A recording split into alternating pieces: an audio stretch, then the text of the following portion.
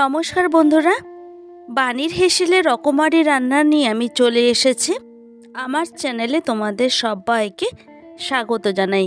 এখন শীতের মরশুম, বাজারে প্রচুর পরিমাণে ওলকপি পাওয়া যায়। তাই আজকে আমি তৈরি করে দেখাবো একদম সাবেকিয়ানা পদ্ধতিতে ওলকপি শিম দিয়ে রুই মাছের ঝোল। চলো তবে রেসিপিটা শুরু করি। এখানে 7 পিসের মতো রুই মাছ আছে। এখন রুই মাছটাকে একটু ম্যারিনেট করব। দিচ্ছি 1 টিস্পুন নুন, পরিমাণ মতো হলুদ গুঁড়ো দিয়ে দিলাম। এরপর সামান্য একটু সর্ষে তেলের মধ্যে দিয়ে দেব, যাতে মাছ ভাজার সময় যাতে ছিটে না আসে। তো এখন এই সমস্ত উপকরণ দিয়ে মাছটাকে খুব ভালো করে মেখে নিতে হবে।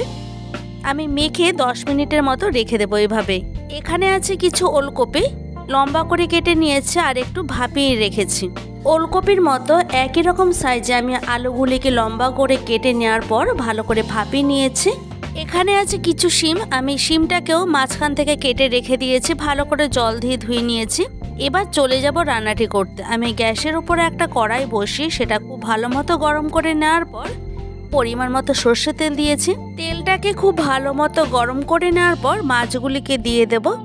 এই পর্যায়ে এসে গ্যাসের ফ্লেমটাকে আমি একটু মিডিয়ামে দিয়ে রাখছি। এখানে পুরো রান্নাটাই আমি সর্ষে তেলে করব, যেহেতু এটা সাবেকি রান্না।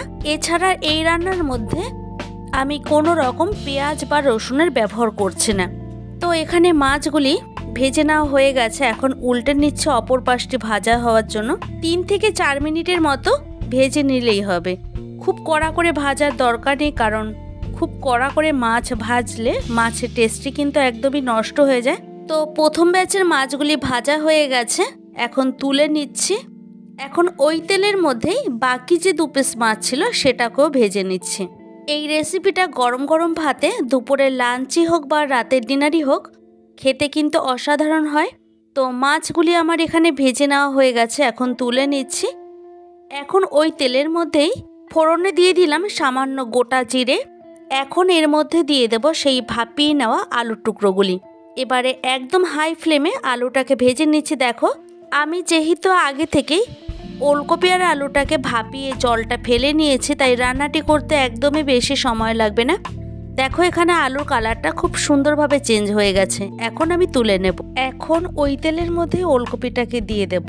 এভাবে যদি সবজিগুলিকে একটু ভেজে নেওয়া যায়, মানে ভাপিয়ে নেওয়ার পর যদি একটু ভেজে নেওয়া যায়, তাহলে খেতে কিন্তু খুবই সুস্বাদু হয়। আমি এখানে 2 থেকে 3 মিনিটের মতো খুব ভালো করে ভেজে নিয়ে তুলে নিচ্ছি। এর মধ্যে আমি আর কোনো রকম তেল ব্যবহার করছি না। এখন এর মধ্যে দিয়ে দিচ্ছি পরিমাণ মতো নুন। এরপর এর মধ্যে অ্যাড করতে হবে 2 টেবিল স্পুন আদা আর কাঁচা লঙ্কা বাটা। দিচ্ছি 1 টেবিল স্পুন জিরে আর ধনে বাটা। পরিমাণ মতো দিয়ে দিলাম হলুদ গুঁড়ো, আর কালারের জন্য দিচ্ছি 1 teaspoon Kashmiri red chilli powder. এখন সমস্ত উপকরণগুলিকে খুব ভালো করে মিশিয়ে নিচ্ছি। দেখতে পাচ্ছ এখানে মশলাটা খুব ভালো মতো কষে গেছে। এখন এই পর্যায়ে এসে আমি দিয়ে দিচ্ছি শিমগুলি। আমি এখানে শিমটাকেও মোটামুটি 3 থেকে 4 মিনিটের মতো ভালো করে কষিয়ে নেব। এরপর যখন একটু সফট হয়ে যাবে, এরপরে এর মধ্যে দিয়ে দেব ওলকপি আর আলু, যেটা আমি আগে থেকে ভেজে রেখেছি।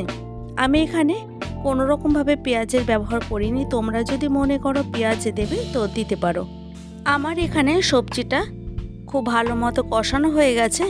এখন আমি এর মধ্যে দিয়ে দেব 2 গ্লাসের মতো গরম জল। এখন গ্যাসের আঁচটাকে একদম হাইতে দিয়ে রান্নাটি করে নিচ্ছি। দেখো, এখানে ঝোলটা ফুটতে শুরু করেছে। এই পর্যায়ে এসে আমি ভেজে রাখা মাছগুলিকে এক এক করে দিয়ে দেব। আমি এখানে যেহেতু পেঁয়াজের ব্যবহার করিনি, তাই মশলাটা একটু বেশি ব্যবহার করেছি। তোমরা তোমাদের পরিমাণ অনুযায়ী মশলাগুলিকে দিয়ে নেবে। তো খুব ভালো মতো ঝোলটা ফুটে ওঠার পর একটু নেড়েচেড়ে নিচ্ছি। এরপর একদম লাস্টে দিয়ে দিচ্ছি ধনেপাতা কুচি। আমি এখানে গ্রেভিটা খুব বেশি রাখবো না, একটু মাখা মাখা রাখবো। তোমরা তোমাদের পছন্দ অনুযায়ী গ্রেভির পরিমাণটা বাড়িয়ে বা কমিয়ে নিতে পারো। এখন গ্যাসের আঁচটাকে হাইতে দিয়ে 2 মিনিটের মতো খুব ভালো করে ফুটিয়ে নেওয়ার পর গ্যাসের ফ্লেমটাকে অফ করে দেব। তৈরি হয়ে গেল একদম সাবেকিয়ানা পদ্ধতিতে ওলকপি দিয়ে রুই মাছের ঝোল। রেসিপিটা ভালো লাগলে অবশ্যই একটা লাইক, কমেন্ট, শেয়ার করার অনুরোধ রইল।